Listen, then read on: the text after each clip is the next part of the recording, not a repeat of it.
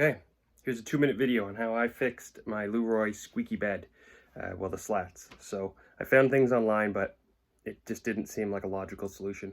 So here's what I did real quick. Okay, so I fixed this side and I haven't done this side yet to show you. So this is the squeaky side, and listen, drives you nuts. This side, nothing. So all I did literally was I cleaned out the track just with a rag. I put down some 3-in-1 oil just to kind of grease up. You'll see there's marks here where it has been grinding. So I just put some oil on the marks there, just a little bit. And then the most important thing I did was this is stapled here. All I did was I took up the 2 original staples, you can see the marks, and I moved it over. I marked it with a pencil to get an idea, and moved it over so that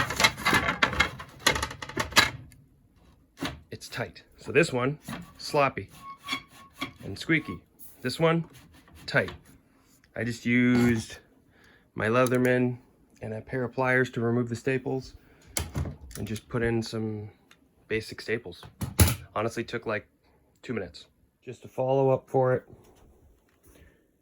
Did this side. No squeak. This side still.